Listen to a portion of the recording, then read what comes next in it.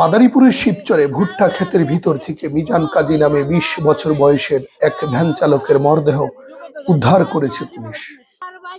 শুক্রবার সকালে উপজেলার কাদিরপুর ইউনিয়নের পবন মোড়লের কান্দি গ্রামের সামাতে মির্দার ভুট্টা ক্ষেতের ভিতর থেকে গলাকাটা অবস্থায় রক্তাক্ত লাশটি উদ্ধার করা হয়।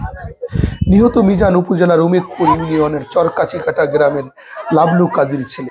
নিহতের পরিবারের ধারণা ব্যাটারি চালিত অটো ভ্যানটি ছিনতাই করার জন্যই গলা কেটে তাকে জবাই করে ফেলে গেছে ছিনতাইকারীরা। এর আগেও শিবচরে একইভাবে আরেকটি ভ্যান চালকের লাশ উদ্ধার করেছে শিবচর থানা পুলিশ।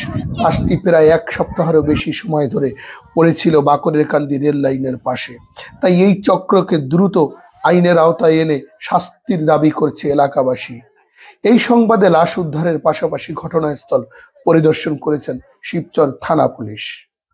আমার নাম আব্দুল সামাদ। হ্যাঁ, আমি ছেলের বাড়ির পাশে বাড়ি। আমরা তো ঘুমাইছিলাম, সকালবেলা শুনি যে এরকম মিজান ভ্যান সহ গাড়ি সহ হারিয়ে গেছে। মিজানের খুঁজে পায় না। মোবাইল পাওয়া গেছে। মোবাইল কোথায় পাওয়া গেছে? মোবাইল পাওয়া গেছে এই কাওড়াকান্দি ঘাটের সীমানার ওই পাশে মাদ্রাসার কাছাকাছি। ঢাকার তো এক লোক আসে, ওই সেই যাত্রী আর কি, যেমন মোবাইলটা রাস্তার ধারে পাইছি কল দেওয়ার পরে। পাওয়ার পরে ওই তিনি ওই মোবাইল ফোন দিছে পরে ছেলের বাপে যে মোবাইল রাত্রে আনছে। আনার পরে এই সকালবেলা আবার মানুষ নামছে খোঁজাখুঁজির জন্যে। হ্যাঁ, আর এই খুঁজতে লোকজন নামাই দিছে। তারা বাড়ির জন্য সব বন্ধু বান্ধব আর যে ছেলের যে ভাই ব্রাদার সবাই নেমে গেছে গা। এই খুঁজতে এই জায়গায় যে আপনারা যে দিনের বেলা লাশ সকালবেলা খবর পাইছি আমরা, যেমন দৌড়িয়ে পড়লাম।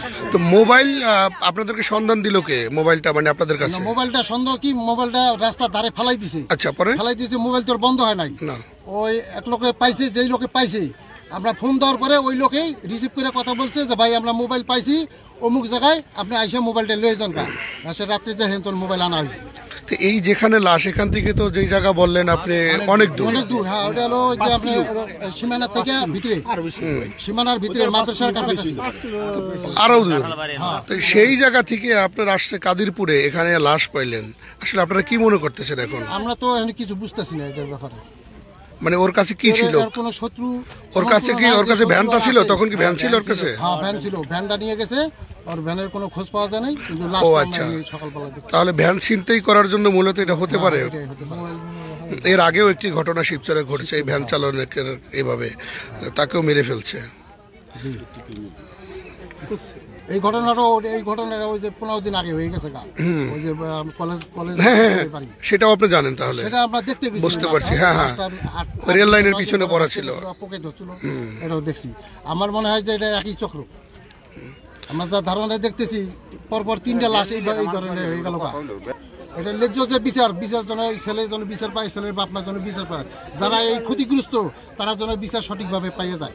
আমরা এটা সরকারের কাছে আবেদন করি।